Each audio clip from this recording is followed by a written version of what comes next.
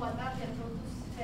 Bem-vindos. Hoje começa o curso, então é um prazer ter o professor Vladimir Peskov visitando aqui o nosso instituto. Então ele vai... Bom, antes de apresentar, eu vou dar uns... antes de apresentar o curso, eu vou dar umas dicas para os presentes.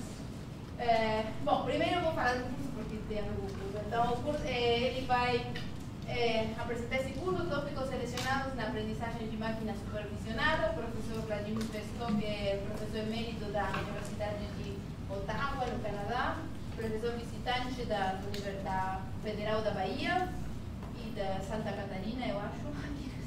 Voluntário. Voluntário de Santa Catarina.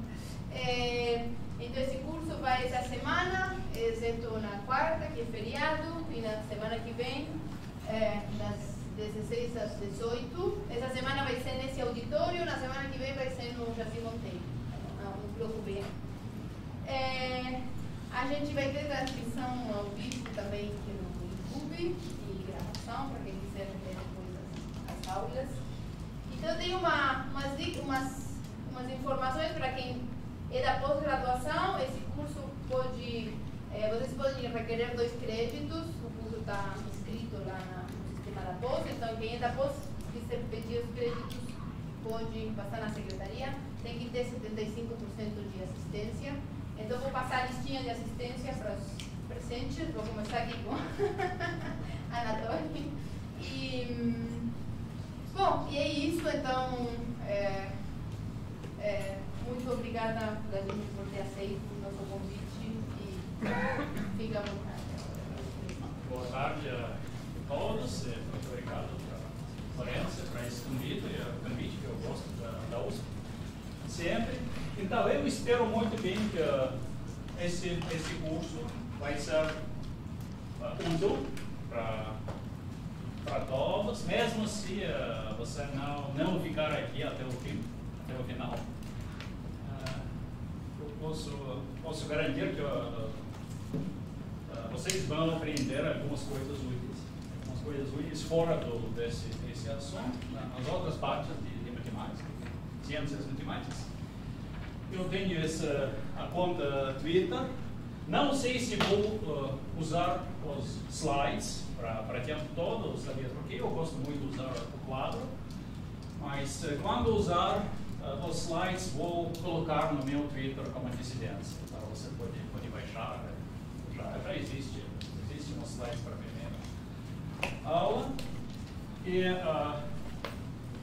algumas palavras, em vez de introdução, uma citação do Vladimir Vapnik, que foi um dos criadores da área de pesquisa.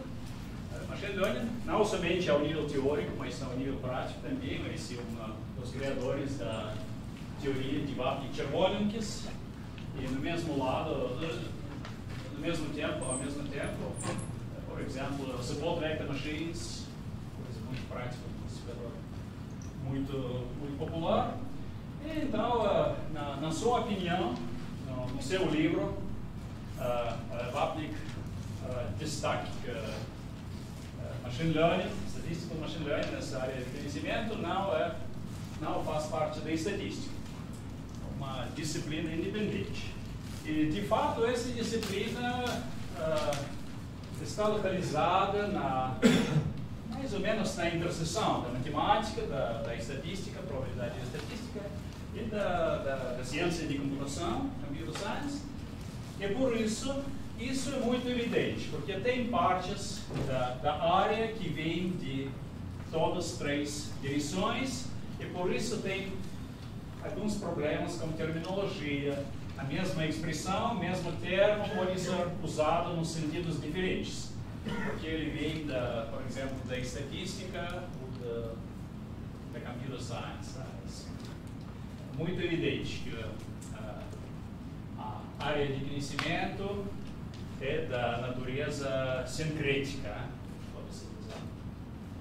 E para dar uma ideia do tamanho dessa área de pesquisa, em 2017, a última estatística que foi disponível, o número de artigos publicados nessa área, na aprendizagem de máquina e redes neurais, foi mais da metade do número de artigos publicados na matemática inteira. Então, é uma área do mesmo ordem de grandeza que a matemática inteira, muito, muito grande.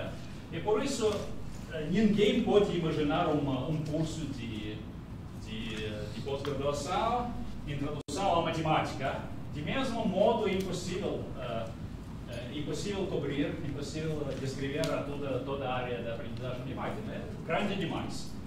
Eu selecionei alguns tópicos, mas acho que a minha seleção dá uma boa ideia das fundações teóricas.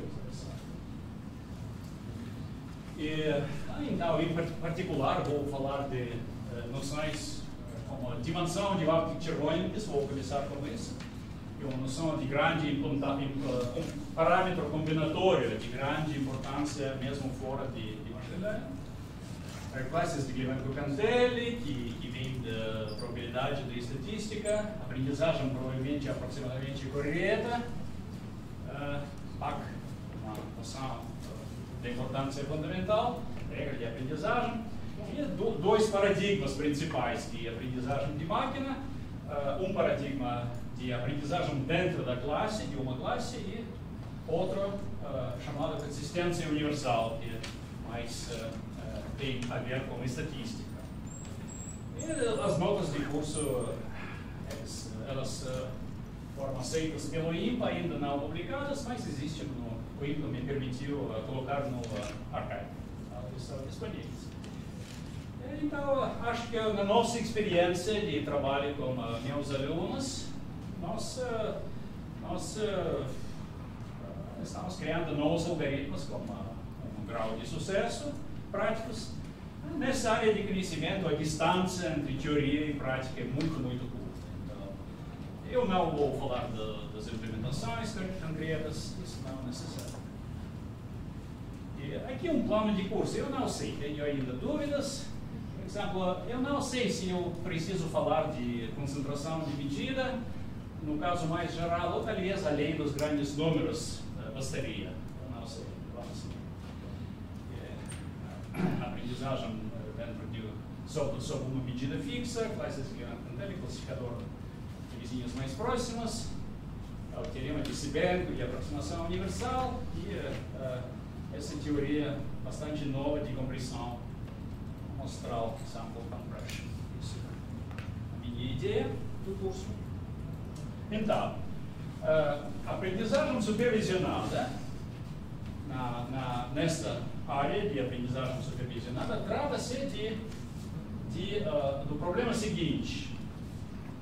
Temos um conjunto, pelo momento é só um conjunto, no futuro vamos colocar estruturas adicionais sobre esse conjunto, mas temos um conjunto chamado domínio, e nesse conjunto,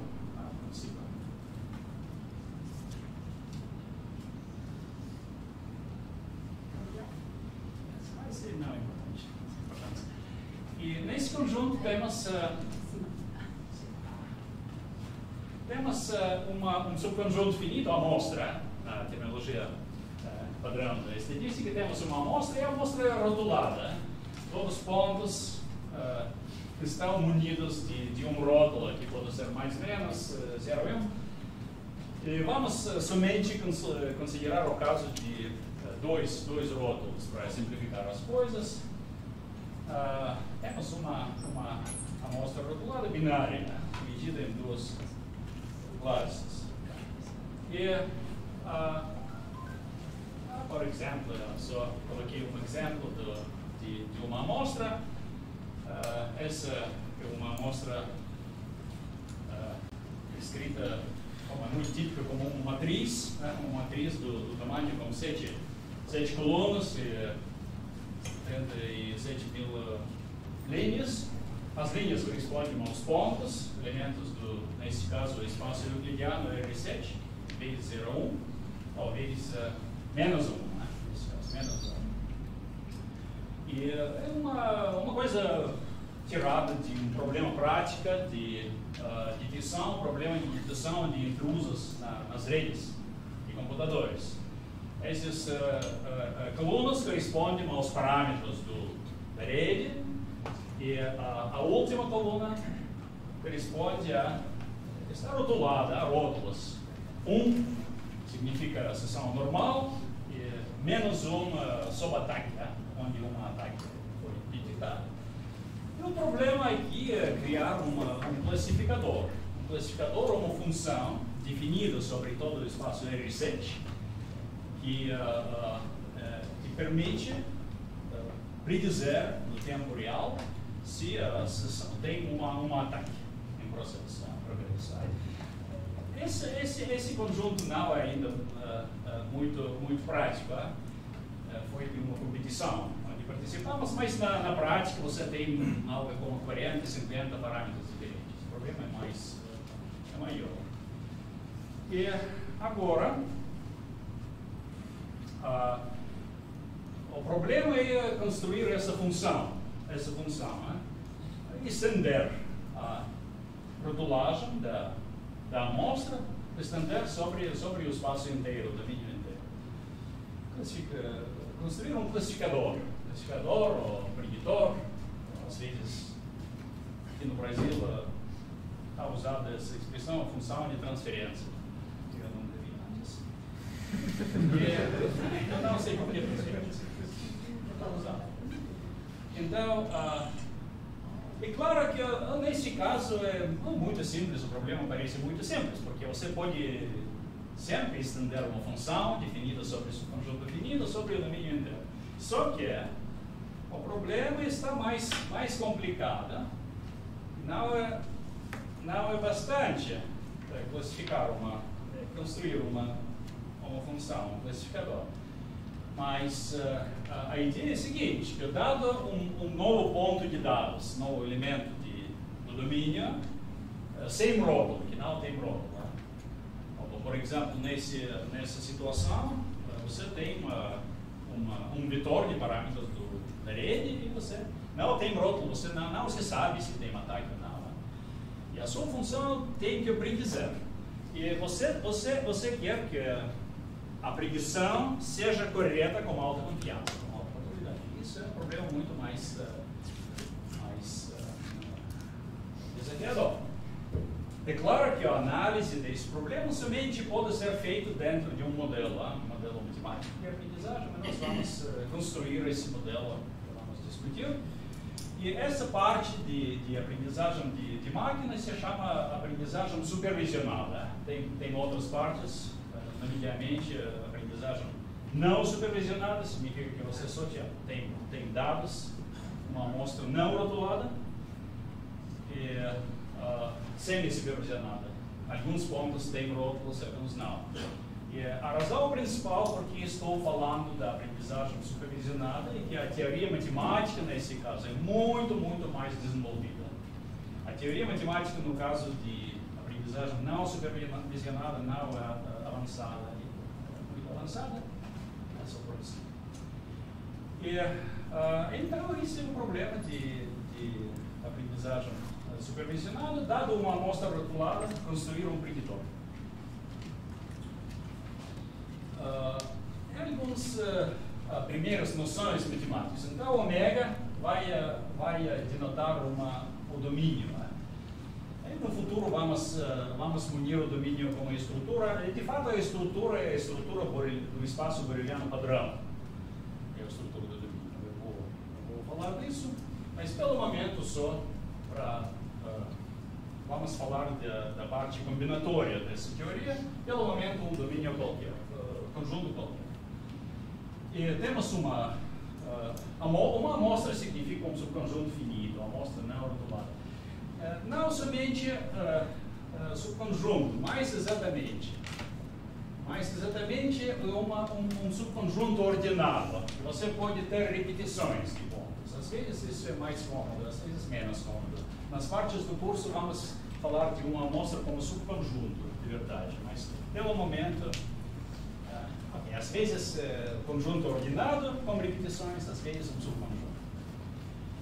a rotulagem é uma sequência de rótulos, e como rótulos vamos usar 0, 1, unicamente. 0, 1, um rótulo para cada ponto, e o conjunto de todas as rotulagens forma um objeto interessante da geometria discreta, o de Hamming. 0, 1 potência em conjunto de todas as palavras desse alfabeto finito dos letras. E o conceito, a noção de um conceito. O conceito significa subconjunto. Nessa área, um subconjunto booleano, mais exatamente. No futuro vai ser um subconjunto mensurável, mas pelo momento um subconjunto qualquer. É um conceito desconhecido, e nós pensamos desse conceito como conjunto de todos os pontos rotulados 1, digamos aí. Por exemplo, conjunto de todas as seções possíveis de valores de parâmetros de seções sob ataque. Forma esse conceito. E talvez no futuro, mais tarde, vamos ver um modelo mais fino, um modelo que vem da estatística, que não somente você tem um conceito, mas também um ruído aleatório. Mas pelo momento só um conceito, tudo é determinístico. Esse rótulo é bem definido para cada ponto. E o conceito, dado um conceito, ele vai gerar uma rotulagem sobre todo ponto, sobre cada amostra. Eu vou denotar se é restrição a sigma ou se é interseção a sigma, quando pensamos de sigma como subconjunto. É uma rotulagem induzida pelo C. De modo seguinte, o rótulo de cada ponto é exatamente o valor da função indicadora de C nesse ponto. Então, função indicadora do conceito. Então, se um ponto pertence ao conceito, o rótulo vai ser 1. Se não, pertence a 0. Então, o nosso conceito desconhecido está induzindo uma rotulagem sobre cada amostra. E como resultado, agora temos uma amostra rotulada. Uma amostra com essa rotulagem induzida. E a única coisa que nós temos para análise de C é o conceito desconhecido. E nossa tarefa, a ideia de aprendizagem supervisionada é adivinhar o conceito C a partir da amostra. Porque construir um classificador é a função indicadora de um conjunto, de um conceito. Então, nós geramos um classificador, a mesma coisa, de modo equivalente, um subconjunto de domínio. Subconjunto onde os valores de classificador são 1. E na terminologia, às vezes, essa coisa H é chamada hipótese, a nossa hipótese. Então, nós, dado uma amostra rotulada, nós produzimos uma hipótese. Subconjunto. Mais uma vez, claro que o subconjunto deve ser mensurável, lá na presença de uma medida, para falar da sua probabilidade, etc. Pelo momento, a parte puramente combinatória é somente um subconjunto. Então, isso é o cenário para hoje. Só isso. Vamos trabalhar só isso. Já tem muitas coisas interessantes. Então, uma pequena ilustração. C, esse subconjunto, é o conceito desconhecido. E para cada amostra, a ideia é clara que a amostra vai ser gerada aleatoriamente. Mas pelo momento não tem nenhuma aleatoriedade, nenhuma historicidade, tudo é isso. Temos uma amostra e se induz a rotulagem. Os pontos que pertencem a ser rotulados fora do C0. E depois estamos mostrando essa amostra rotulada. E teremos que adivinhar, produzir a hipótese H. E aqui a hipótese H produzida vai gerar a mesma rotulagem. Não é necessariamente o caso, às vezes isso pode ser feito, às vezes não, às vezes somente a gente pode aproximar a rotulagem, mas é a ideia mesmo. Agora, a pergunta principal é quanto diferentes são C e H. Agora, voltando voltamos ao nosso cenário. Domínio, conceitos que correspondem às funções binárias, a mesma coisa. Temos um conceito desconhecido, somente assumimos que existe. E o único modo de acessar esse conceito é através de rotulagens que ele induz sobre uma amostra. Ok, agora, para gerar, qual é o procedimento de gerar a hipótese? Temos o que se chama algoritmo de aprendizagem ou regra de aprendizagem. Essa é uma aplicação. Vamos definir tudo formalmente, de modo exato, mais tarde. Um algoritmo de aprendizagem, dado uma amostra rotulada, produz uma hipótese. Para cada amostra rotulada, tem uma hipótese. Né? Se a amostra é diferente, a hipótese vai ser diferente. E, tipicamente, essas hipóteses produzidas dependem de parâmetros. Né? Tem um número de parâmetros, a regra está parametrizada pelos valores de parâmetros. E para valores de parâmetros diferentes, as hipóteses produzidas são diferentes sempre.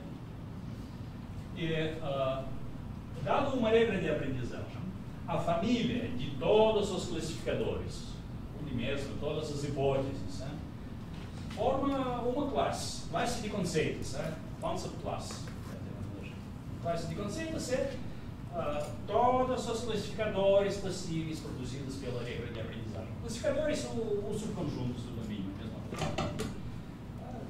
Denotado tipicamente C. C, um concept class. E agora vamos concentrar sobre o problema seguinte, o problema combinatório é o seguinte, interessante. Temos uma regra de aprendizagem, ou seja, uma classe de conceitos, uma família de subconjuntos de domínio. E temos uma amostra. Temos uma amostra assim, uma amostra finita. X1, X2, Xn. E a nossa classe, gera uma família de rotulagens sobre essa amostra. Cada elemento da classe, restrito sobre sigma, produz uma rotulagem. Claro que os conceitos diferentes, às vezes, vão gerar a mesma rotulagem, simplesmente porque, tipicamente, a classe vai ser infinita, mas a amostra é somente finita. O número de rotulagens possíveis é 2 a n, o máximo. E a pergunta que vamos analisar é o seguinte: qual é o tamanho da família de rotulagens induzidas pela classe sobre a amostra? É o problema para hoje. E o problema é essa análise é uma pedra angular, né, da teoria de Vapnik-Chervonen. E eu vou concluir, não sei se eu posso cobrir todos 27, no cenário otimista, posso. Vou concluir com discutindo um dos problemas, ou tentar falar de problemas em matéria. Vou concluir falando de um problema provavelmente mais importante, problema em aberto na área agora, problema que se chama sobre ajuste benigno, benign overfitting de deep neural networks. Vou falar, acho que isso tem muito a ver com isso. Acho que, na minha opinião pessoal, pode ser errado, provavelmente errado, mas na minha opinião, a solução deve ser aqui. Sobre a classe de conceitos, seria no entendimento de família de classificadores. Como que se gera essa família de classificadores? Eu coloquei outros dados e já tem outro classificador. A família de classificadores não depende dos dados, não depende. Você tem um algoritmo de classificação. Como isso? Percebe? Uma das regras de aprendizagem mais antigas, dos anos 60. Percebe? Tem um bom exemplo do que é uma família de classificadores. Então, um perceptron é uma família de funções binárias, de classificadores, dividida assim. Para inputs, os inputs, x1, x2, xb, são números reais. são números reais. Okay? E então, não, eles não são números reais, eles são vetores. São vetores, ok, não, eles são números reais. São números reais. São números reais. E de números reais, um elemento de RD. O input total é elemento de RD, do espaço de uma soma. E a função está calculada assim. Você tem parâmetros. Esses WI são parâmetros e θ é parâmetros. Daí se chamam pesos, weights. O perceptron e θ é o parâmetro linear. E você calcula, ok, essa parte é o produto escalar, né? O produto escalar do vetor, dos inputs, com pesos e uma translação pelo vetor θ, pelo valor θ. E então aqui você tem um número real. E esta é uma função de Heaviside, a função de Heaviside cujo valor que diz se o argumento é positivo ou negativo. Para positivos é 0 e 1, para negativos 0. Então o valor dessa função, na saída você tem 0 ou 1, sempre, o valor 0 ou 1. Essa é uma família parametrizada pelo, temos D valores, D pesos e um valor linear, D mais um parâmetros, depende de D mais um parâmetros. E uma função sobre espaço vetorial de dimensão D com valores 0, 1. Então é cada função define um subconjunto do RD. E qual subconjunto? É um subconjunto dado pela equação, que o produto escalar de x com um vetor dado mais uma translação é menor ou maior que 0, digamos. Então é uma semi-espaço. E esse seria o conceito? Esse semi-espaço é conceito. É o conceito porque o que dá um... É um conceito. Conceito porque corresponde a um classificador.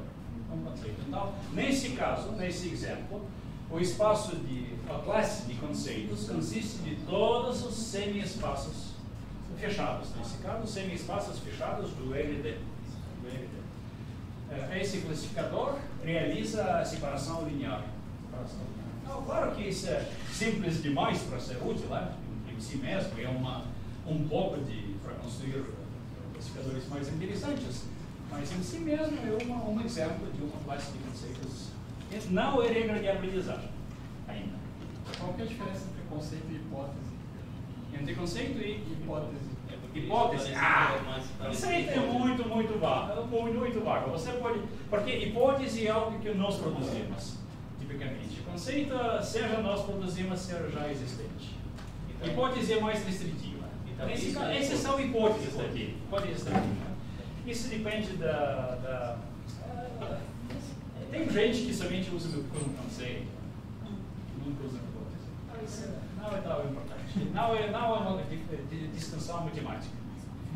É só do contexto.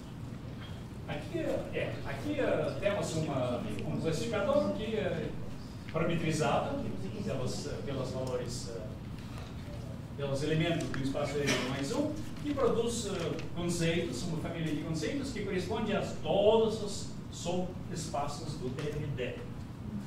Todos os subespaços fechados. Então, esse classificador produz separação linear.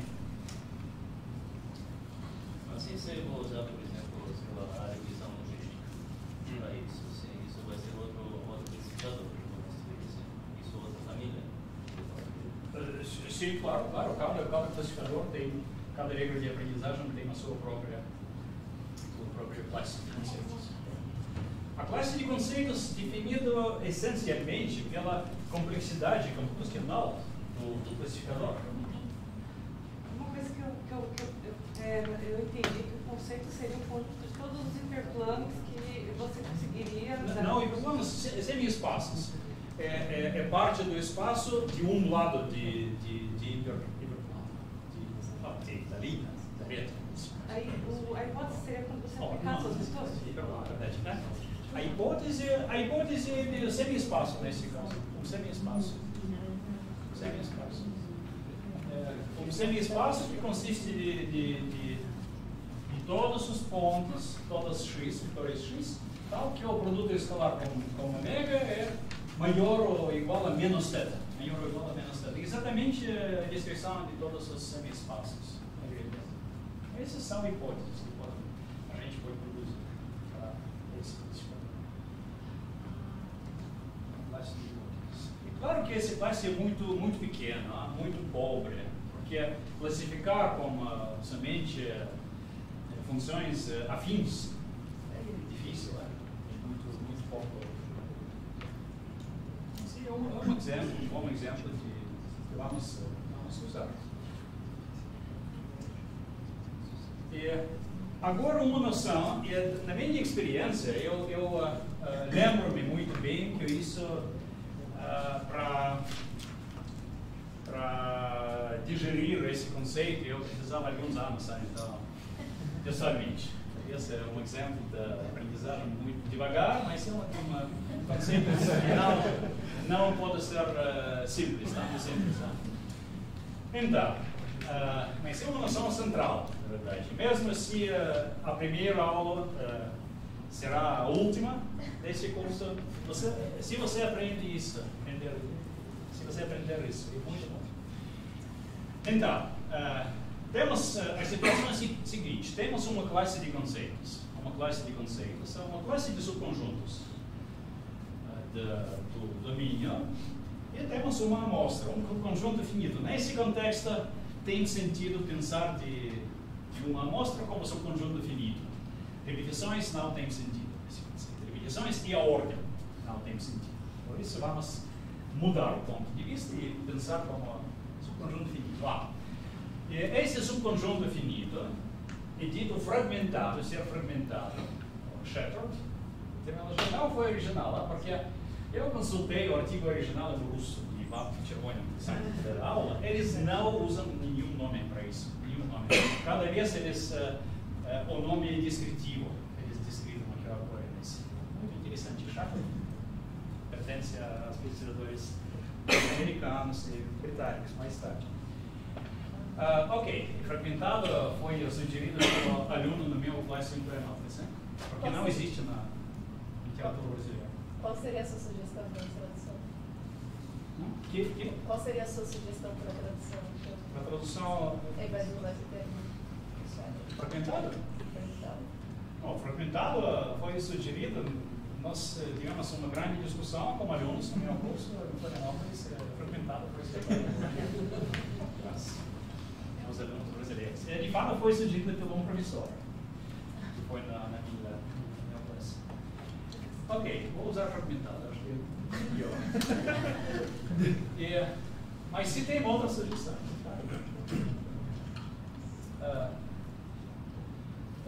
Um subconjunto finito, dito fragmentado, pela classe de conceitos, se elementos dessa classe podem gerar todos os subconjuntos de A. Então, dado um subconjunto qualquer de A, esse B, você pode achar um conceito, um elemento da classe C, cuja interseção com A é exatamente B. Então, a classe C pode induzir todas as rotulagens possíveis sobre essa amostra. Nesse caso, digamos que a amostra é fragmentada pela classe. A restrição da classe sobre A consiste de todas as rotulagens. Então, claro de onde vem esse problema. É problema de ajuste, de como ajustar a nossa regra de classificação como uma amostra. Nesse caso, se uma amostra é fragmentada, se uma amostra for fragmentada, isso significa que a gente pode ajustar perfeitamente um classificador para cada rotulagem possível. É uma outra maneira de ver. Então, para cada subconjunto EDA existe conceito, tal que a interseção com A e B, exatamente. E agora a dimensão de uma noção central, de uma grande importância, pelo menos teórica, nessa área. A dimensão de Vapnik-Chervonin da classe C é o supremo de cardinalidades de subconjuntos finitos fragmentados pela classe. Intuitivamente, é o tamanho da maior amostra que pode ser fragmentada. Mas pode ser um número finito, um número natural, ou pode ser infinito. E vamos calcular muitos exemplos agora, para dar uma boa ideia dessa noção. A noção é de uma importância central. Não somente nessa área. A mesma noção foi definida independentemente na teoria combinatória, pelo Norbert Sauer, e na teoria de conjuntos, pela Shalom, ao mesmo tempo. Então, isso é uma noção que tem mais... E na análise funcional está usada muito essa noção. Então, isso é uma noção de importância maior do que simplesmente nessa área. Ok, o primeiro exemplo vai ser o exemplo mais simples possível. Né? Temos um domínio, e nessa área é um conjunto, mas conjunto não vazio. É uma hipótese usual. O domínio nunca vazio. É uma classe que consiste de um conceito só. Qual é a sua dimensão de Lagrangiana dessa classe? Primeiramente, o conjunto vazio, a amostra vazia, pode ser fragmentada pela essa classe. Por quê? Porque qual é a família de rotulagens que podem ser reduzidos pela nossa classe trivial, classe unitária, com um elemento só, sobre a amostra vazia? A interseção de qualquer elemento, de único elemento C com um conjunto vazio ou vazio. Então, a família consiste de somente um subconjunto vazio. Mas isso é exatamente a família de todos os subconjuntos do conjunto vazio. Então, o conjunto vazio é fragmentado pela definição. Toda rotulagem possível, que só tem uma rotulagem vazia, pode ser reduzida pela classe C. Então, o conjunto vazio, pelo menos, pode ser fragmentado. A dimensão de Vapnik-Chervonin tem que ser pelo menos zero, maior ou igual a zero. E ao mesmo tempo, nenhum conjunto com um ponto pode ser fragmentado. Porque se era X um conjunto unitário, então, se X pertence a C, a única rotulagem possível é 1, como 1. Não tem jeito nenhum produzir a rotulagem vazia. Zero, como zero. Se X não pertence a C, a única rotulagem possível produzida é zero. Então, mas X, o conjunto unitário, tem duas rotulagens possíveis, com 0 e com 1. E ambos, no mesmo tempo, você não pode produzir com um único conceito. Você precisa pelo menos dois conceitos. Tá? Concluímos que a dimensão de Vapnik-Chervonin é menor que 1, não pode ser 0. Claro que esse exemplo é trivial, mas esse exemplo serve da base da indução na prova do importante teorema de Bajor, que vamos ver em breve. Então, isso tem uma importância, certa importância. Classe de dois conceitos. Agora,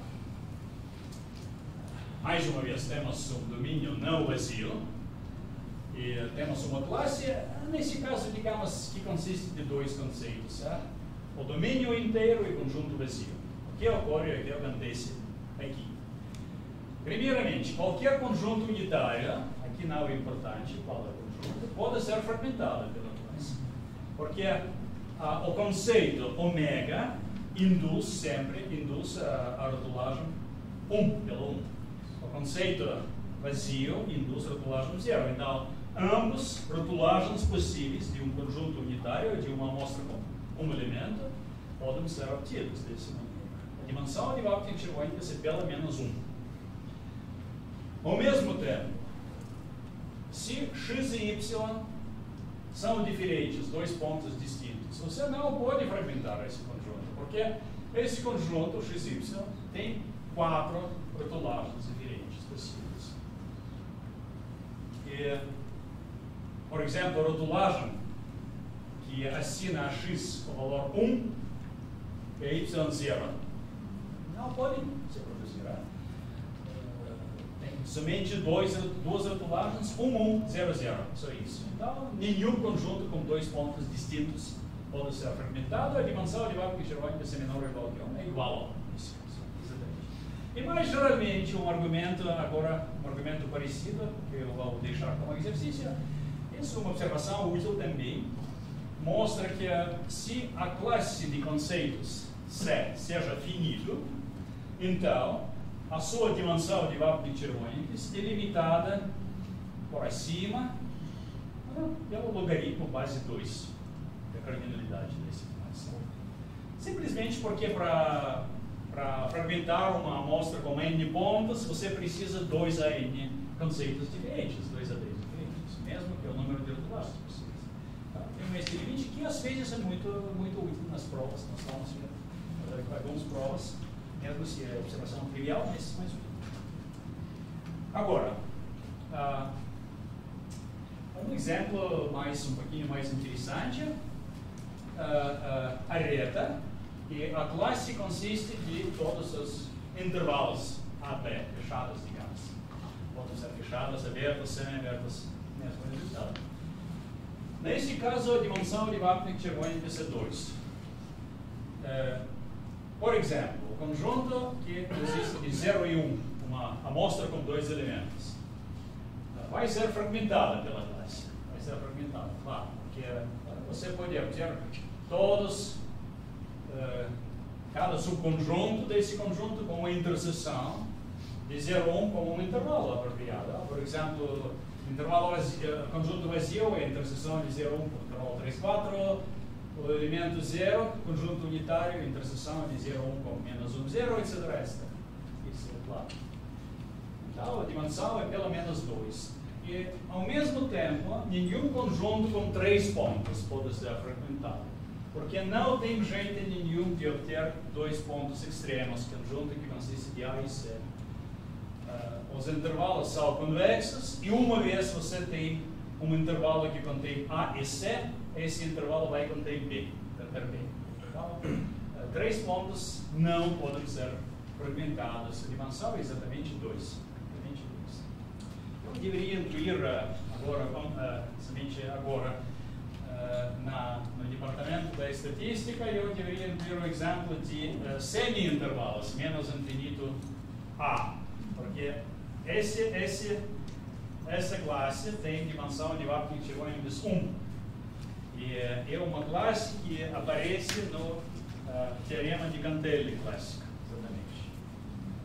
Teorema de Cantelli, teorema de Klimenko-Cantelli é uma generalização para a dimensão de Vapnik-Chervonikis finita qualquer. Para a dimensão 1 para essa classe, é teorema de Cantelli clássico. Função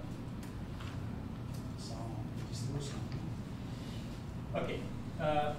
Agora, um exemplo um pouquinho mais interessante ainda. A classe consiste de todos os semiplanos fechados do plano. Todos os semiplanos que podem ser descritos usando as mesmas funções afins. Então, cada semiplano pode ser descrito com essa equação, conjunto de todos os vetores. R2, tais que é o produto vetorial do vetor com um vetor, um certo vetor V maior ou igual que um valor V. Todos os semiplanos são assim. Primeiramente, então, qual é a dimensão de Vapnik-Chervonikis dessa família? Primeiramente, seja uma ABC 3 pontos não colineares, que são afinamente independentes, não pertencem a nenhuma reta. Esses 3 pontos vão ser fragmentados. Isso é uma coisa tão geométrica, tão evidente. Você tem qualquer subconjunto de 3 pontos, existe um semiplano cuja interseção é exatamente esse conjunto. Para 2 pontos, é esse semiplano, etc. Para todos os conjuntos possíveis, isso funciona. Então, pelo menos 3 pontos podem ser fragmentados. A dimensão de Vapnik-Chervonikis é pelo menos 3. E, tipicamente, nas provas, esta parte é simples. Mostrar que a dimensão é pelo menos D. A parte difícil é porque para mostrar que a dimensão é pelo menos D, 3 nesse caso, basta produzir um conjunto concreto, fragmentado. Mas para mostrar que não pode ser maior, você tem que verificar isso para todos os subconjuntos. E essa é a parte mais difícil. Agora vamos mostrar que nenhum subconjunto com 4 pontos pode ser fragmentado. E a prova é muito elegante, de fato. Seja uma A, B, C, D, 4 pontos, com a esquerda. E tem dois casos. O primeiro caso é o seguinte, que é um ponto entre 4 pontos pertence ao triângulo, a involutória convexa de 3 outros pontos D. O que ocorre nesse caso é a mesma coisa que com intervalos, porque o conjunto ABC não pode ser obtido como interseção de um semiplano. O semiplano é convexo. Se um semiplano contém ABC, ele vai conter D. Ok, esse caso pode ser jogado no lixo. Descartado, Outro caso, onde A, B, C, D formam os vértices de uma quadrilateral. Nenhum deles pertence à involutória convexa de outros 3. Nesse caso, o conjunto BD de 2 codos supostos não pode ser obtido como interseção com D plano, porque se um semiplano conter B e D, ele vai conter seja A, seja C. Isso é mais ou menos evidente. Então, 4 pontos não podem ser fragmentados. Concluímos que a dimensão de Vapnik-Chervonikis de conjunto de semiplanos é 3. Agora, um primeiro caso não completamente trivial, vamos analisar a dimensão de perceptron. Porque a perceptron gera a classe de semiplanos de RD. Todos os semiplanos fechados de RD. Qual é sua dimensão de Vapnik-Chervonikis? A gente viu o caso D igual a 2. D igual a 2, dimensão de Vapnik-Chervonikis é 3 nesse caso. No caso mais geral, a dimensão é D mais 1. D mais 1. Vamos mostrar isso. Tem várias provas, pelo menos eu conheço 3 provas diferentes, mas a prova mais elegante é uma prova algébrica, baseada sobre álgebra linear do primeiro ano. Então, muita parte disso você pode explicar aos alunos do primeiro ano. Vou relembrar que semiplanos, eles são soluções dadas pela essa desigualdade, conjunto de todos os vetores de RD, tais que o produto escalar de conjunto com vetor de pesos, é maior ou igual a esse valor linear. Foi denotado θ previamente. XW menos B é positivo, maior ou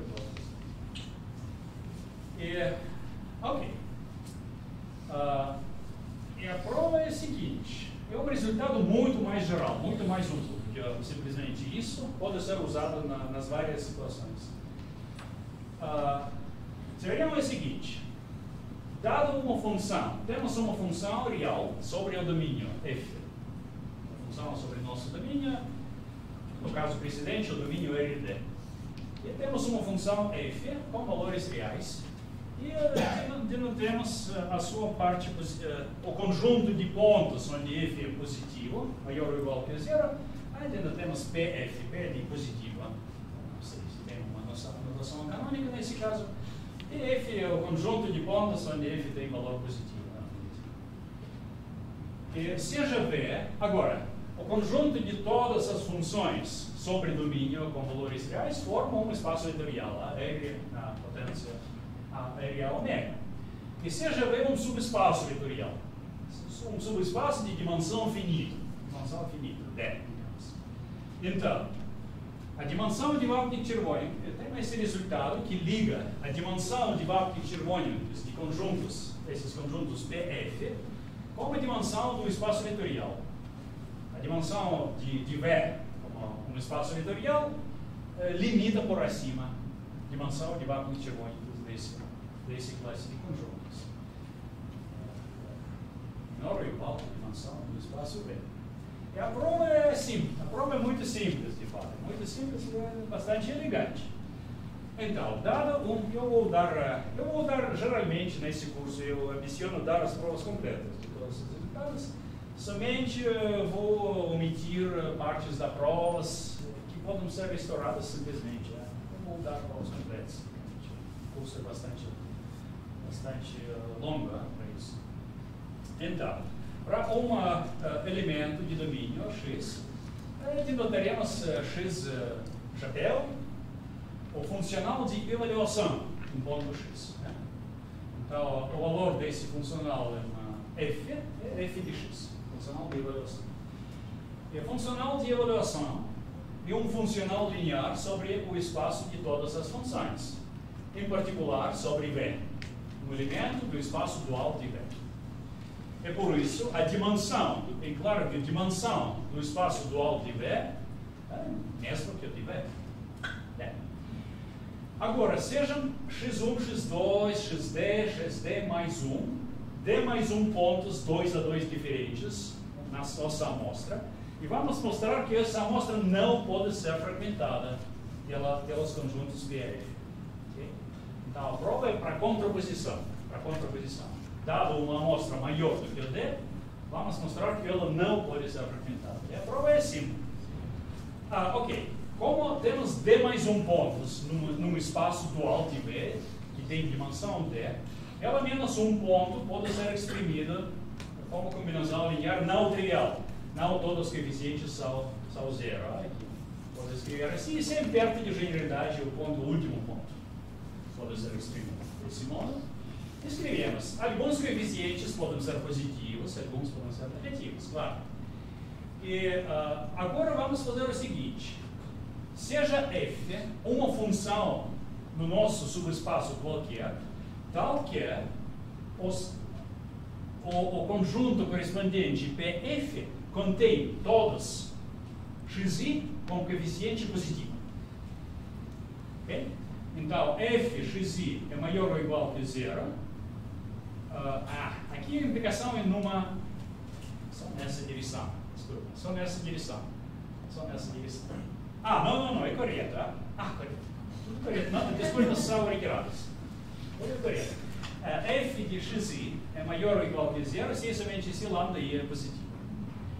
Então, o que ocorre com o valor dessa função no ponto x d mais 1? O valor no ponto x d mais 1, o mesmo coisa que o valor da funcional linear x chapéu d mais 1, em f, é uma combinação linear de valores da função. E o que ocorre aqui?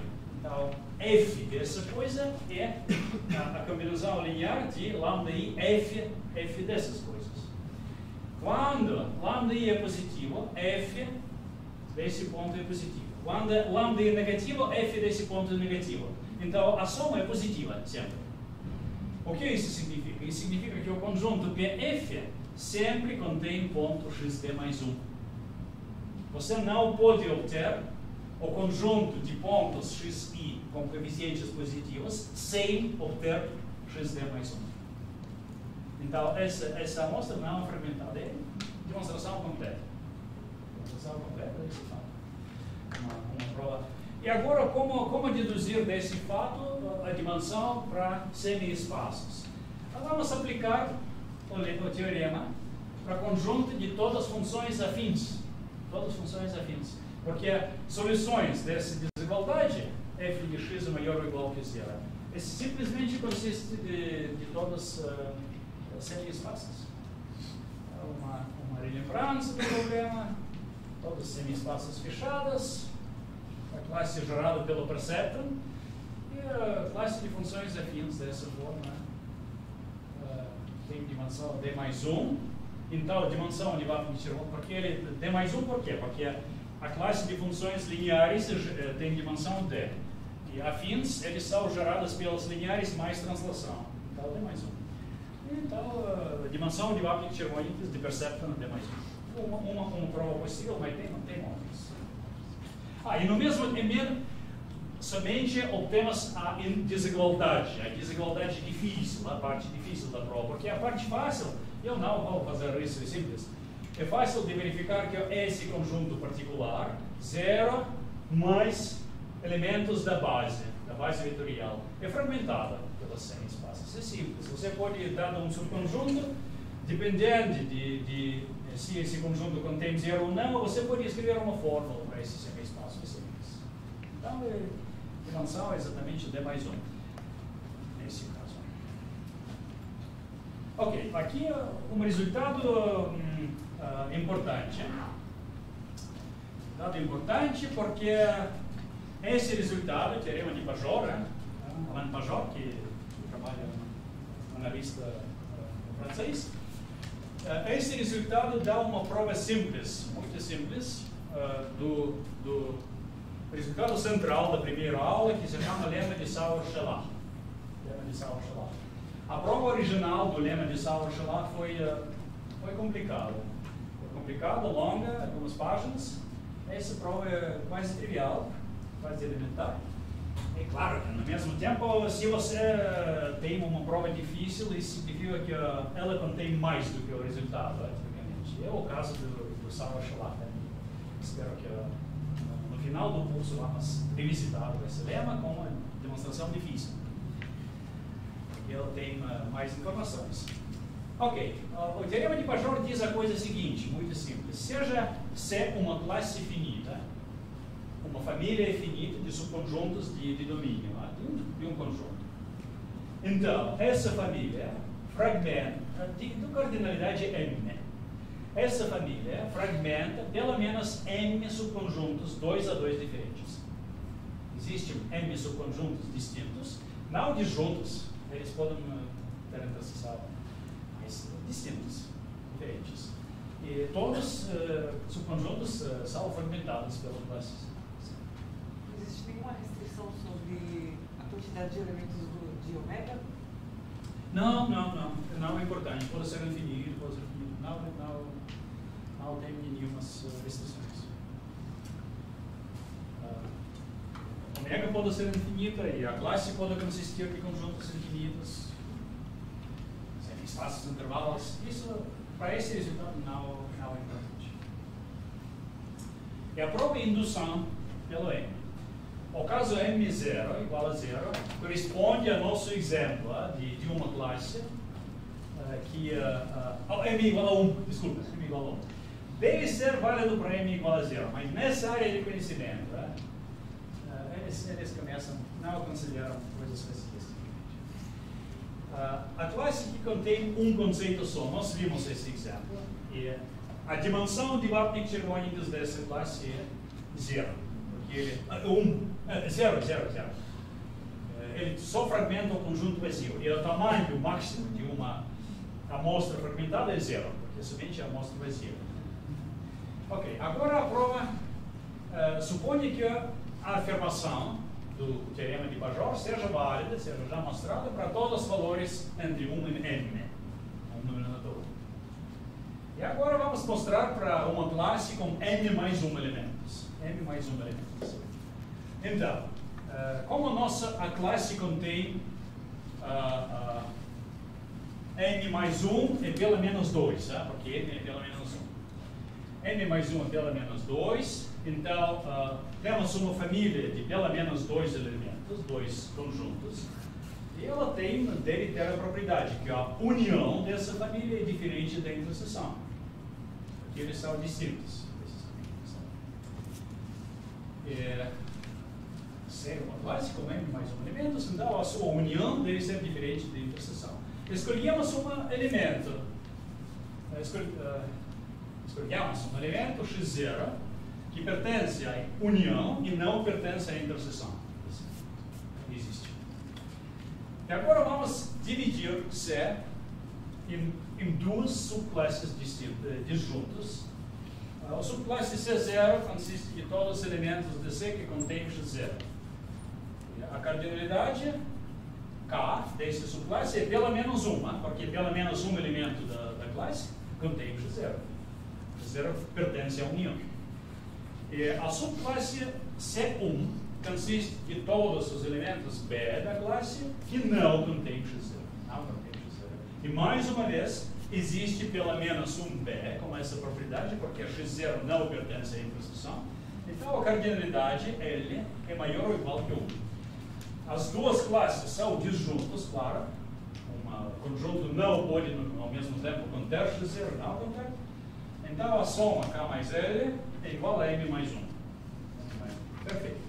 Segunda hipótese de indução, hipótese indutiva, a classe C0 com K elementos fragmenta pelo menos K subconjuntos diferentes, 2 a 2 diferentes, okay? A1, A2, A.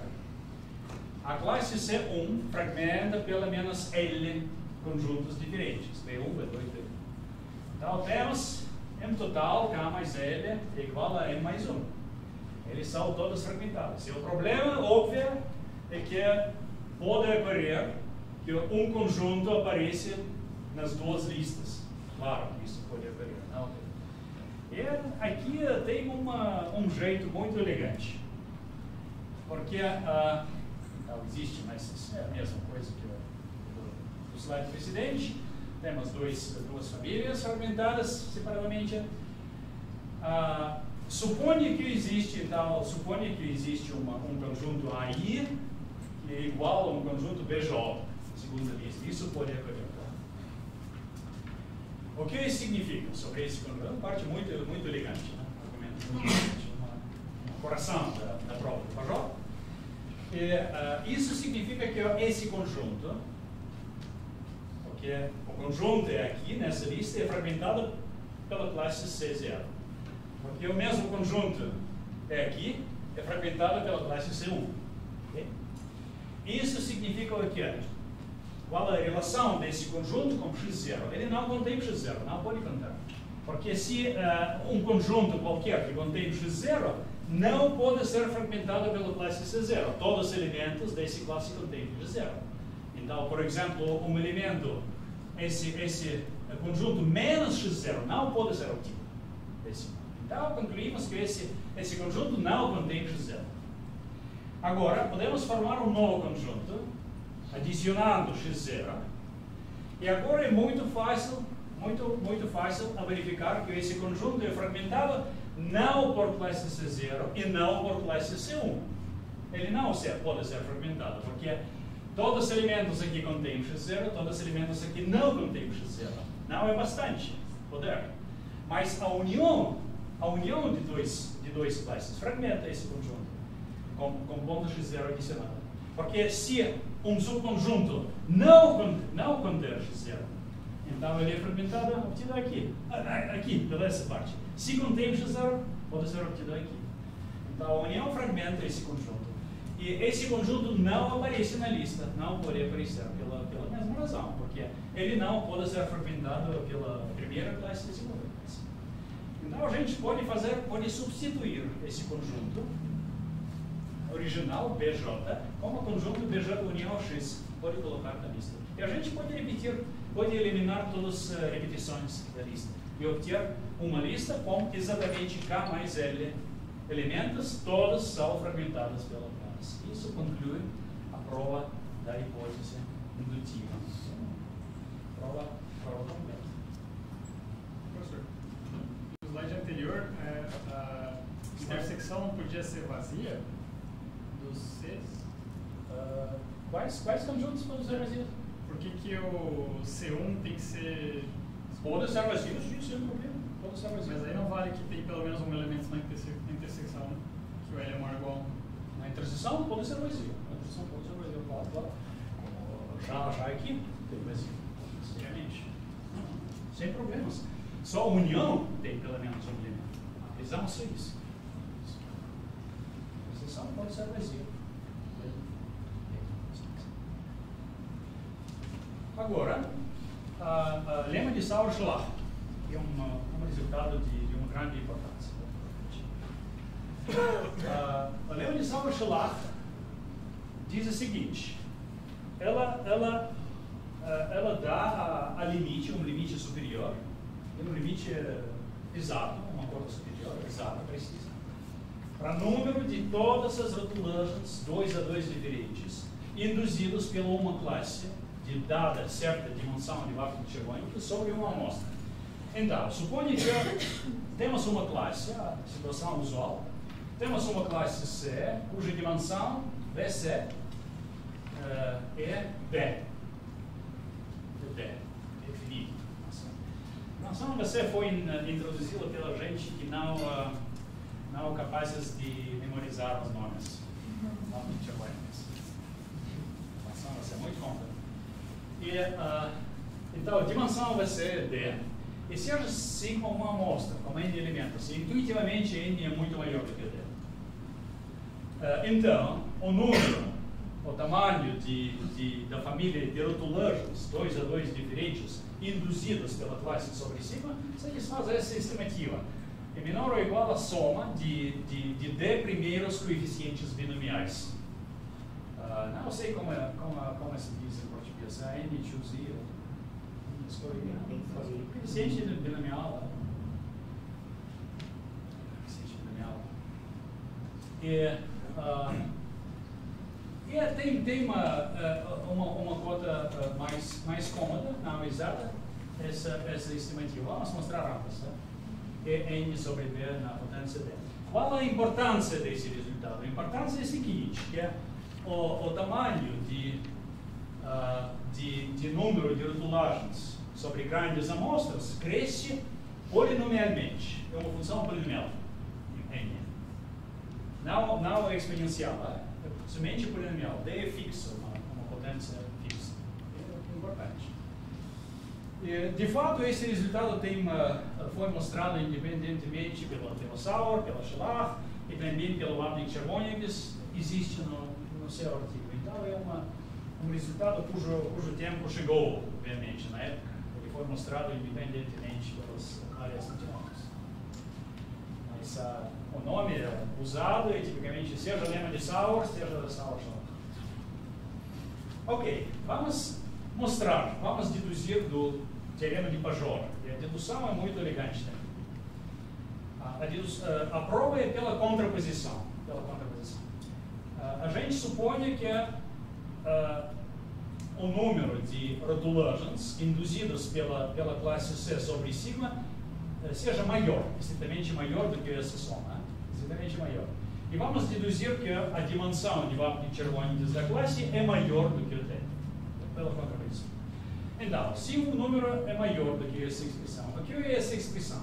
A soma de primeiros D coeficientes binomiais.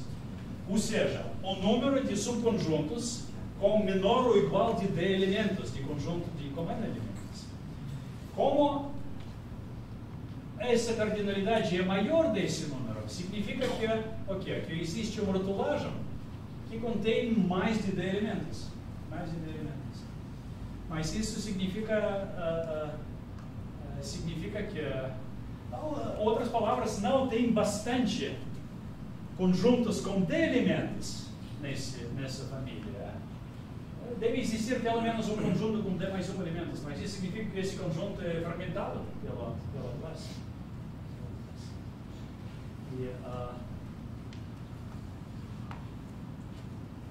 Só isso. Mais uma vez, então, suponha que essa cardinalidade é maior. Okay? Segundo o teorema de Pajor, essa classe é uma classe também, restrição sobre a amostra. Uma classe número bem pequeno, sigma, bem definido como N elementos. Segundo o teorema de Pajor, essa classe vai fragmentar pelo menos esse número, mais do que esse número de subconjuntos. E isso significa que pelo menos um deles contém D mais 1 elementos, mais de D elementos, é fragmentado. A dimensão de Wapnick-Chervonegas da nossa classe é maior que D. Só isso. É muito simples. A prova original é muito mais difícil, usando um procedimento que se chama compressão para baixo. Ok, para obter a segunda estimativa, usa-se a desigualdade de Euler, que é de fato essa desigualdade, porque quando no curso de cálculo do primeiro ano, você mostra que a limite dessa expressão é constante de Euler, você mostra que ele converge monotonicamente, a convergência. Ele converge uma sequência estritamente monótona. Isso significa desigualdade de ordem. E a prova é simples, bastante simples. Para todo valor I entre 0 e D, nós temos que esse produto ND na potência D sobre Dn na potência I. Eu falo que ND na potência D menos I é positivo, porque N sobre D é maior do que 1, maior ou igual. N é maior ou igual que D. E por conseguinte, a gente poderia escrever essa soma, que aparece no lema de Sauer-Schell, estimativa. A gente pode multiplicar pela esse valor, que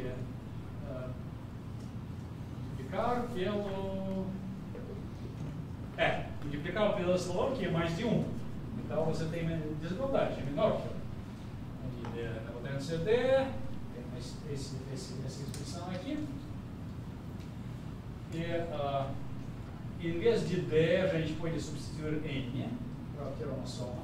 E essa expressão é exatamente a expansão do binômio para 1 mais D sobre N na potência N.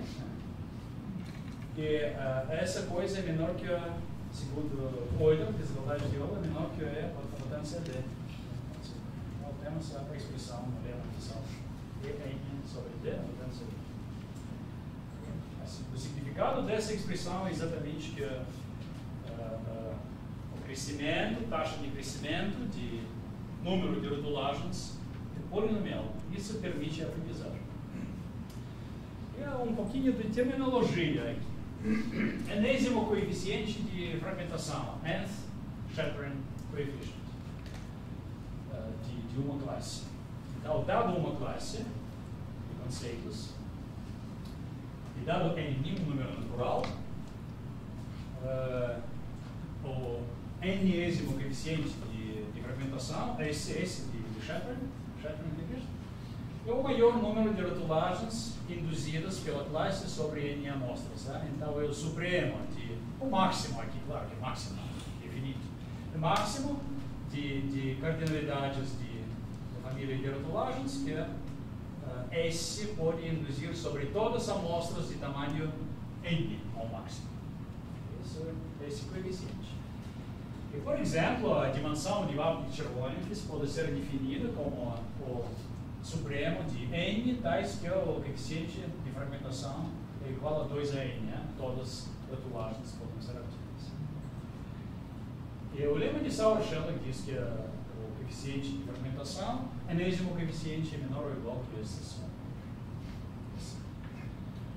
A primeira desigualdade sempre é atingida. Um pequeno exercício, você pode fazer agora mesmo, não precisa continuar provavelmente.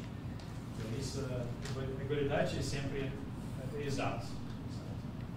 Existe uma classe, dado um domínio qualquer, existe uma classe da dimensão D, para cada D, ou assim, domínio bastante grande, infinito.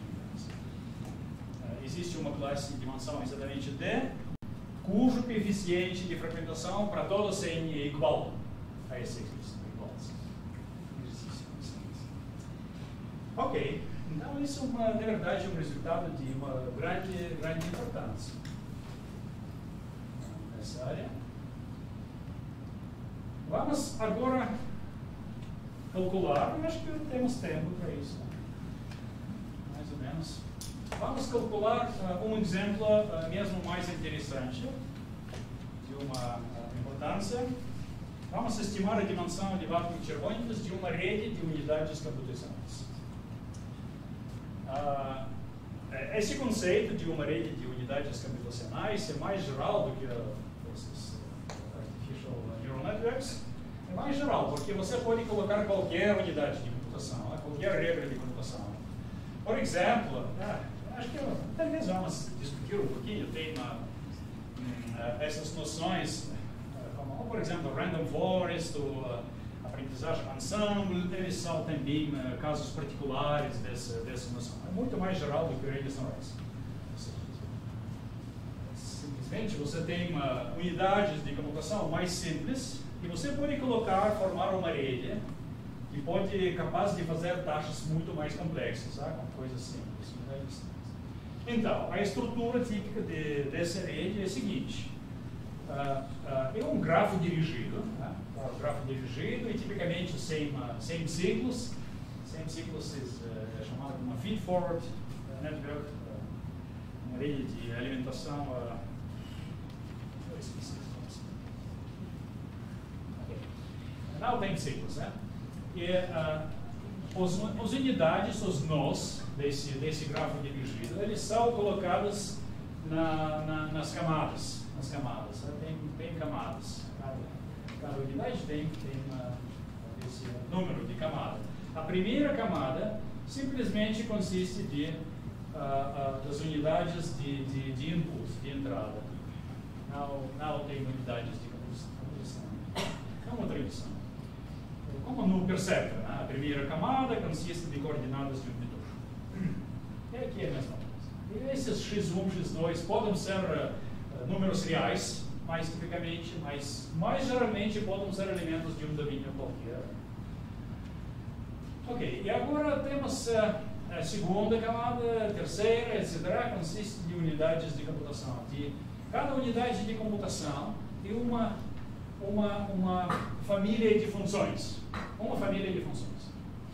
Os argumentos dessas funções correspondem a esses arestas de entrada, esses arestas que chegam lá para a unidade. Então, o número de argumentos, o in degree, grau de chamada, grau de entrada. E aqui temos uma família de funções. Você pode pensar como uma família que depende de parâmetros, mas não necessária, porque uma família de funções parametriza ela mesma. É já uma coleção de funções. Uma função é seu próprio parâmetro, se você quiser. E agora, a última camada, tipicamente para análise teórica, assuma-se que a última camada consiste de uma unidade só, unidade de saída. Todas as unidades produzem no nosso caso, para simplificar a análise, eles são funções binárias, todas as funções são binárias. Aqui são números reais, digamos, né? Mas aqui já são saídas, são números, são 0, 1, 0, 1, 0, 1 para cada unidade. Isso aqui também, 0, 1. Então essa coisa é uma unidade, nova unidade de computação, que depende de todos os parâmetros do sistema e que produz seja 1, seja 0. Depende do inputs e de valores de parâmetros escolhidos. O conjunto de todos os valores de parâmetros da rede se chama um estado, o estado da rede. O estado simplesmente significa, se você escolhe um estado, você escolhe uma função concreta de cada família. Você escolhe uma função. Desse modo, essa coisa produz uma nova função. Mais complicada do que a ideia que a nova função é mais complexa que a original. Agora, ok. E agora, a pergunta é, por que isso é importante agora? Porque nos últimos anos, as redes neurais tornam-se cada vez mais importantes. No passado, as redes neurais, para muitos anos, somente eram de uma importância teórica, porque eles não funcionavam muito bem. Mas agora tem deep neural nets, que são surpreendentemente eficazes, sem fundação teórica, boa fundação teórica. Então é um desafio muito interessante para matemáticos, entender o funcionamento deles. E vamos fazer o seguinte, vamos estimar a dimensão de Vapnik Chervonikis a partir de dimensões de unidades individuais. É um problema, acho que ainda... Ok. O teorema central é o seguinte, aqui eu esqueci, quem mostrou, próxima questão, o teorema é o seguinte, se a rede tem K unidades computacionais, esses não são, todas nós, exceto da primeira camada, o número é K, 7,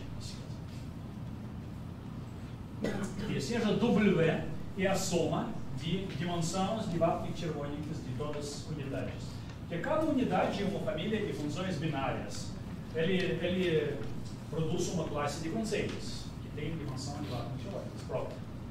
Então, para cada n, o coeficiente de fragmentação dessa rede é limitado pela essa expressão. E constante de Euler, vezes n, o tamanho da amostra, vezes k, número de unidades, dividido pelo W na potência W.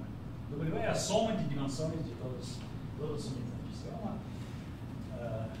uma estimativa.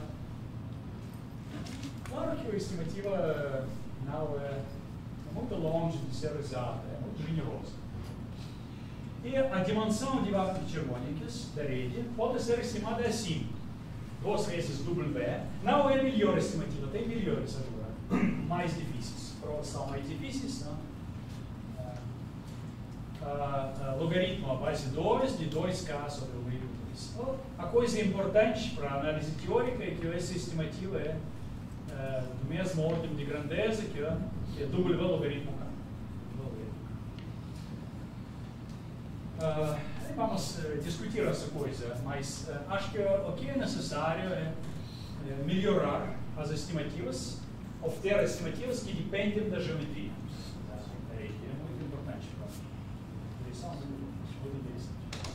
Eu vou dar uma prova completa. Acho que nós temos. Ok, quanto tempo? Qual é o costume aqui? Não tem. 2 horas significam o quê? 1h30? Não. Hora e meia?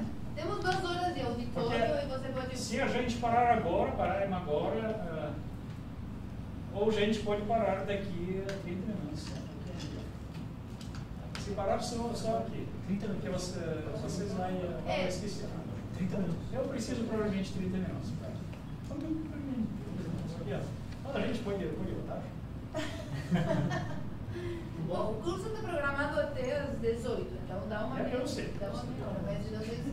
Mas como é sensação psicológica? Não sei. Esse eu já tornou-me insuportável. Pode ser interessante também ter perguntas. Então, vamos terminar? Ok, vamos mostrar. A prova é interessante. Então, para começar, o problema com essa prova é que essa prova aplica-se aos redes de arquitetura qualquer. É um problema, porque claro que não é ótima, é muito, muito longe de ser. Eu vou discutir no final, mas... Então, escolhemos uma ordem entre unidades. Okay? Porque agora, na rede, é importante entender que a ordem é parcial. É um grafo dirigido, é um conjunto parcialmente ordenado. Mas cada ordem parcial pode se estender a uma ordem total. Então, a gente pode enumerar, em outras palavras, enumerar as unidades computacionais de modo seguinte: se tem uma conexão, uma aresta de UI para UJ, então I é menor que o J. Porque não tem ciclo, certo? Não tem contradição. Sempre pode fazer isso. E vou lembrar que um estado da rede significa a totalidade de todos os valores de parâmetros. Uma vez você tem um estado, você tem escolhida uma função a cada unidade de computação. Agora, seja assim com uma amostra. Porque o que nós queremos fazer? Nós queremos estimar quantas rotulagens 2 a 2 diferentes a nossa rede pode induzir sobre essa amostra. Então, sigma é uma amostra fixa até o final da prova. Somente a gente se interessa de uma amostra fixa de n pontos. Agora vamos definir uma relação de equivalência sobre estados. 2 estados do sistema da rede, ômega e ômega linha, são equivalentes ao nível I, onde I é um número entre 1 e K. Então, temos K relações de equivalência, 1 para cada nível. Então, a relação de equivalência, se para cada input, para cada elemento da nossa amostra, as unidades, primeiras I unidades, 1, 2, 1, I, produzem os mesmos valores. Porque, teoricamente, pode ser que as funções são diferentes nas unidades exprimidas, mas o valor produzido é o mesmo. Claro que pode variar. Então, nesse caso, digamos que... Então, nesse caso, o que significa? Que dois estados são equivalentes. Significa que um observador que somente usa inputs da nossa amostra e somente está mostrando os resultados de computação de primeiras unidades, não pode distinguir entre dois estados. Para o observador, eles parecem iguais. Ok, é isso, claro que é uma relação de equivalência. E vamos fazer o seguinte. Vamos considerar essa, como cada relação de equivalência, ela tem classes, essa relação, classes de equivalência. Quantas classes de equivalência da primeira relação tem? Primeira relação de equivalência. Como estimar o número dessas classes? E o número dessas classes vai ser estimado pelo coeficiente de fragmentação da primeira unidade. Por quê? Porque se tem dois, o que significa que duas classes são diferentes dessa relação de equivalência? Significa que pelo menos que para nós, para esses inputs, a primeira unidade vai produzir resultados diferentes, pelo menos para um. Isso significa que as rotulagens produzidas pela primeira unidade sobre essa amostra são diferentes. Mas o número total de rotulagens, isso é limitado pela Sauer-Schlacht. Então, o número de classes é limitado pela mesma expressão. É o primeiro passo. Pelo menos aqui você ainda estava comigo. Isso sim é difícil, não é difícil você perder nesse argumento. Então, eu mesmo estou repetindo a parte dos slides. Excelente. Desculpa, D1 foi a dimensão da primeira unidade. Não dimensão, mas a coeficiente de fragmentação. Não é a mesma coisa. O coeficiente de fragmentação. Excelente. Okay. A coeficiente de fragmentação, enésimo coeficiente da primeira unidade, significa o número. Ele calcula, esse coeficiente calcula o número de rotulagens, 2 a 2 diferentes, produzidos pela primeira unidade, sobre uma amostra com N elementos. No nosso caso, sobre 5. Mas ele perguntou D1. D1 é a dimensão da primeira? Porque segundo o lema de Sauer-Schlacht, o primeiro coeficiente de fragmentação é limitado pela primeiro coeficiente de fragmentação de uma classe, é limitado pela essa expressão, que depende da dimensão de Labovitch-Voigt da classe. É a mesma expressão. Nós substituímos, em vez de C, substituímos a primeira unidade de computação, a sua classe, que produz essa unidade. Ela tem uma dimensão de Labovitch-Voigt, D1, digamos. Então, a gente pode estimar desse jeito. Uma estimativa de Sauer-Schlacht do número de rotulagens 2 a 2 diferentes. E o número de classes não pode ultrapassar o número de rotulagens. Porque se dois estados não são equivalentes ao nível 1, isso significa que as rotulagens que eles produzem são diferentes. Então, o número de classes de equivalência é limitado pela essa expressão, segundo Sauer-Schlacht. Agora, vamos passar da relação I para a relação I mais 1. Vamos ver o que acontece. Isso é diagramático, representação diagramática. Então, em vermelho são classes de equivalência ao nível I do estado. É o espaço de estados, todos os estados da nossa lei, divididos em um número finito de classes de equivalência. Vermelho significa classes, isso significa o quê? Que há dois estados aqui que pertencem à mesma classe. Para eles, se o sistema é nesse estado ou nesse estado, ela vai gerar os mesmos resultados na nossa amostra até o passo N. I. Até o passo I, os resultados são indistinguíveis. Como? Indistinguíveis. Isso. Agora, verde é o seguinte, vamos considerar uma classe só agora.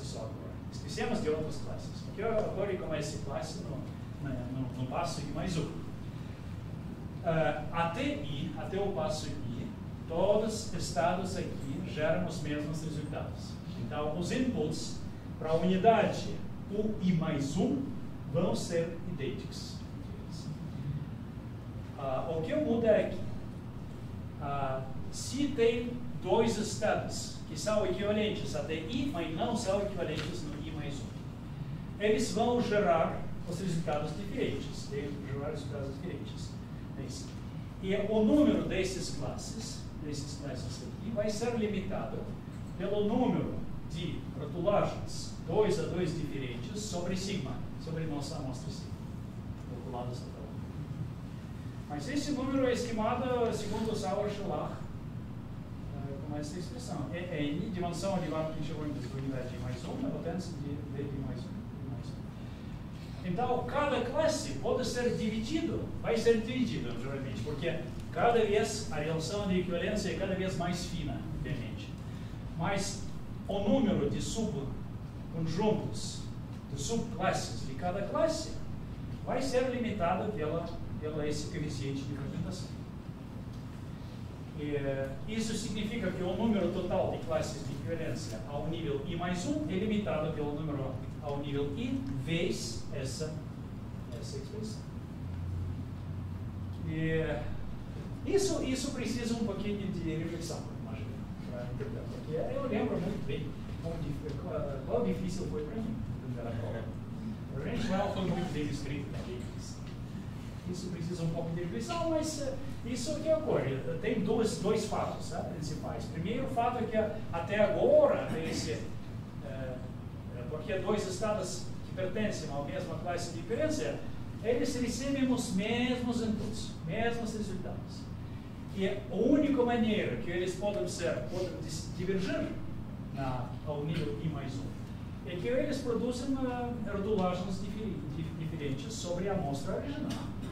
Mas o número dessas rotulagens é limitado, bem limitado, pela dimensão de Watkins-Schwankes da unidade I mais 1. Então, a gente pode multiplicar o número de classes ao passo I pela essa expressão, obter uma limite, uma cota, para o número de classes a etapa a passo I mais 1. E, ok, mais uma vez, estou repetindo esses argumentos, aqui nossa estimativa, o produto. O que isso significa? Porque no final da conta, depois de K, esse enésimo coeficiente de fragmentação da nossa rede, ou seja, o número de rotulagens diferentes que a nossa rede pode induzir sobre a amostra original, esse número é limitado pela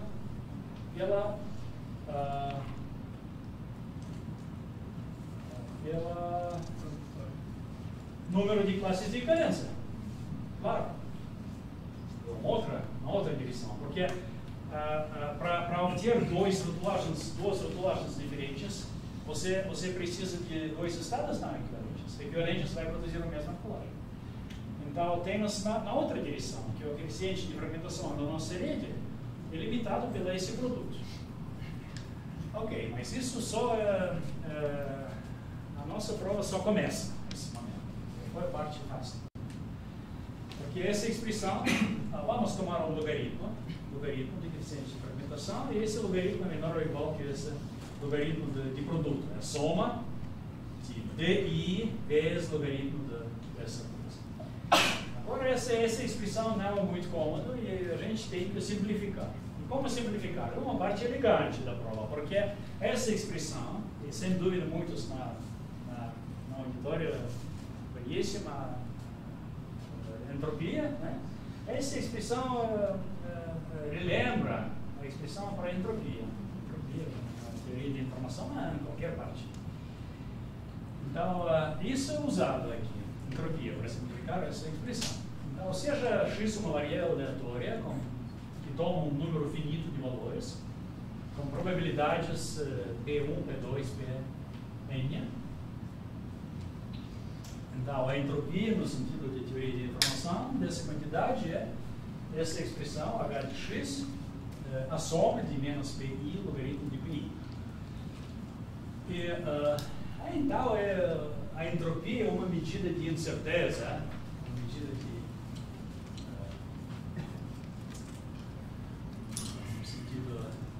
Então, temos esse lema, resultado bastante simples, que eu vou mostrar, que a entropia é limitada pela essa variável aleatória, com número finito, n valores, limitado pelo logaritmo n. Esse valor é atingido sobre a distribuição uniforme. Sobre a distribuição uniforme. Porque intuitivamente é muito claro, porque imagina que isso corresponde a n mensagens. N mensagens, para cada mensagem temos probabilidade de ser a mensagem. Quando a incerteza é maior? É maior quando não sabemos nada de qual mensagem vai chegar. Se eles têm a mesma probabilidade, todos. A incerteza é máxima. Essa incerteza é logaritmo n. E esse valor é atingido sobre a distribuição uniforme. Então, a prova. Isso é a prova completa. O logaritmo é uma função côncava. Função côncava, ou seja, se temos a colisão de valores positivos, lambda i, cuja soma é igual a 1, então o logaritmo dessa combinação linear é maior ou igual para convexa, é menor ou igual, para côncava é maior ou igual do que a soma de pi, o valor da nossa função, logaritmo de lambda i. E se substituirmos 1 sobre pi, para qualquer, soma não é necessário, é verdade, para qualquer. Isso é uma soma de lambda i não existe. É um problema, porque com quadro você pode apagar. Aí não, ainda a tecnologia não permite. Não, isso não existe. No caso lambda i existe 1 sobre pi, obtemos a nossa estimativa, logaritmo de n, aqui temos n, aqui temos a expressão para entropia. E substituindo, em vez de pi 1 sobre n, obtemos a seguinte igualdade.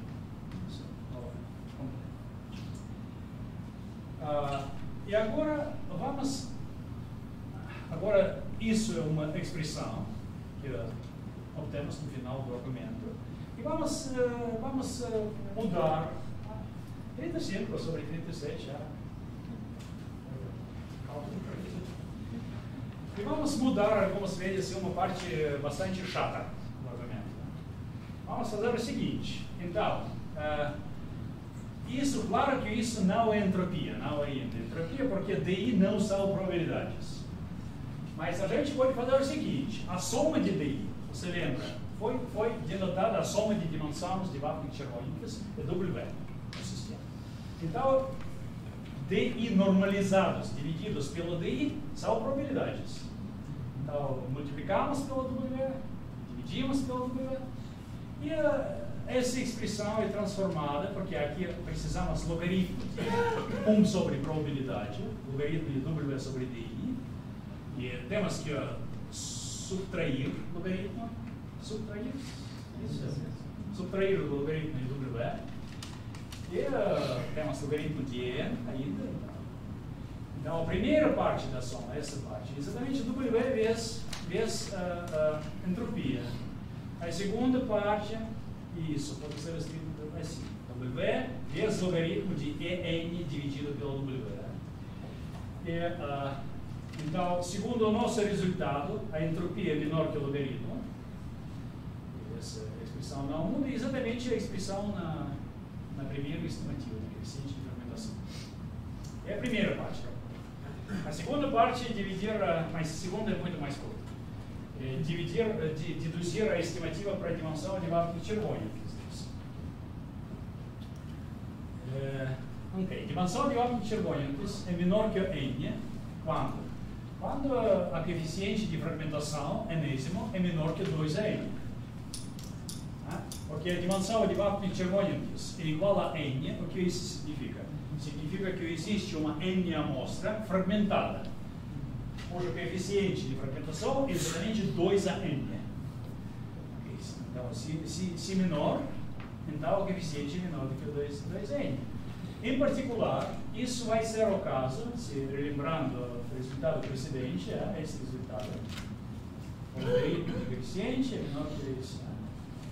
Se o logaritmo, se essa coisa, nossa estimativa para coeficiente de fragmentação da rede, é menor que aqui é menor ou igual, 2 é n, ele ser menor. Ou seja, de maneira equivalente, se n, tomando o logaritmo, é maior que w logaritmo dessa expressão. E agora usamos esse pequeno lema, que para todo é muito simples. Para mostrar esse lema, basta exponenciar ambos dois lados, exponenciar e usar Taylor, a expressão de Taylor.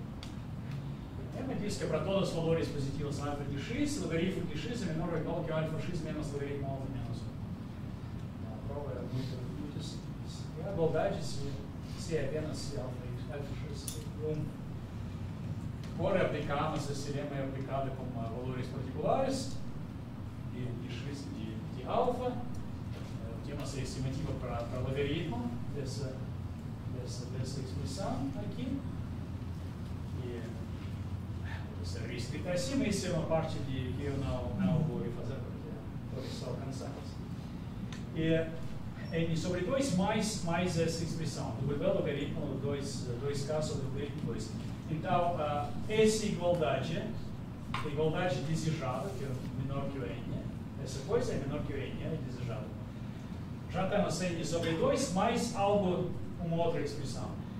A igualdade está verdadeira se essa outra coisa é menor que n sobre 2. Mas essa coisa menor que n sobre 2 é exatamente a expressão da nossa dimensão de Wagner-Chevron. Isso vem dentro dessa estimativa. Que essa coisa é menor que isso. Porque aqui não tem n. O que é a ideia dessa expressão? Aqui tem n aqui, n aqui. Nós conseguimos tirar n fora dessa expressão. Aqui não tem n. Então, vou relembrar o resultado e uma pequena discussão. Então, se a rede tem k unidades distribucionais e a soma total de dimensões de Wagner-Chevron é W, então os coeficientes de fragmentação da rede são limitados a si e a dimensão de Wagner-Chevron é assim. Esse é o artigo de grandeza. Então, o fenômeno, acho que 2 minutos de discussão, esse problema é aberto e depois perguntas.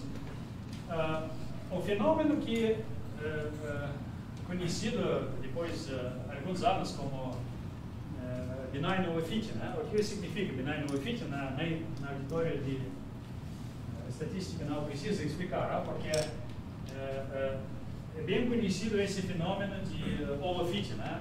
Sobreajuste. Sobreajuste é o que significa se você pode ajustar o classificador a uma amostra, né? A qualquer muito bem.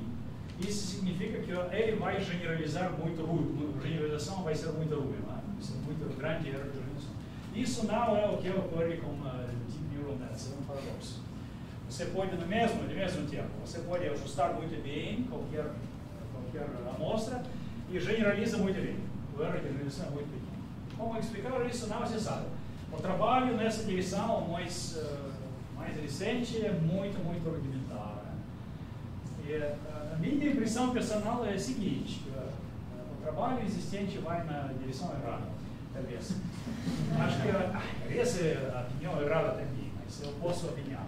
A minha opinião é a seguinte, que a gente precisa, vamos ver nesse curso, que o erro de generalização depende das cotas para ele, depende da taxa de crescimento dessas coisas, né? Depende das coisas muito pertas, bem ligadas a coeficiente de fragmentação, tais que a complexidade de Rademacher, entropia métrica, essas coisas. E, na minha opinião, essa estimativa é generosa demais. Ela vale para qualquer rede, para qualquer geometria. O que é necessário seria estimar esses valores para redes neurais de uma geometria particular, de uma geometria usada nas deep neural nets, DNNs.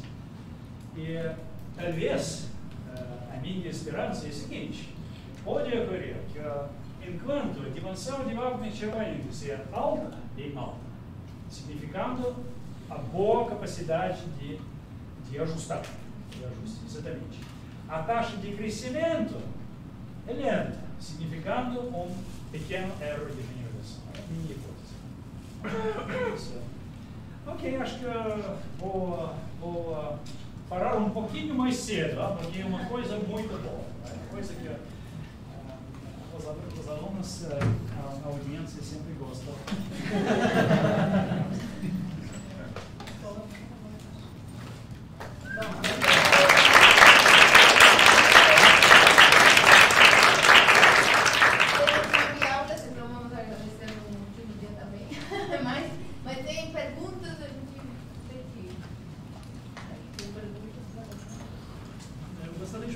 Se existe uma generalização do conceito de dimensão PC, no caso de nó binário, e se você conhece alguma relação entre esse conceito e o conceito de grau de liberdade.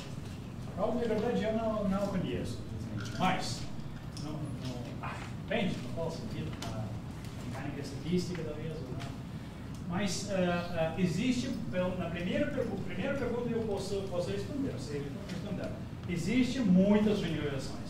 Muitas, e esse fato significa que nenhuma delas provavelmente não ocorreria, tá? Porque eles não permitem a teoria muito mais perfeita no caso binário. No caso kantiano não existe, muitas resultados não têm análogas. Então, acho que ainda talvez a generalização correta não foi. Mas existem pelo menos 3 generalizações.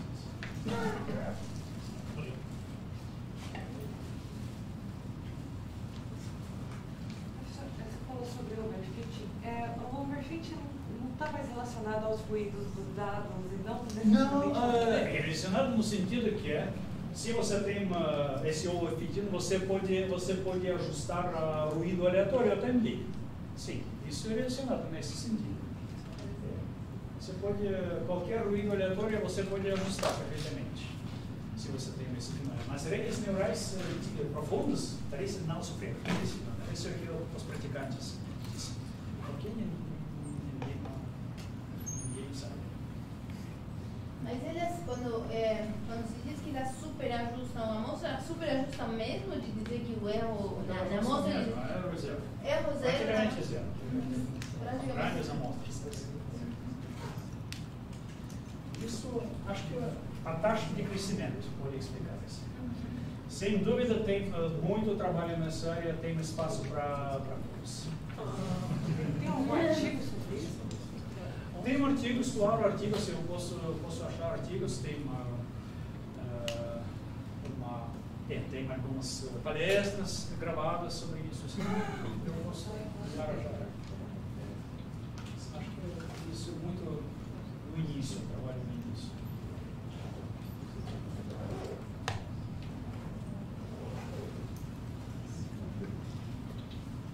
Bom, então vamos agradecer novamente.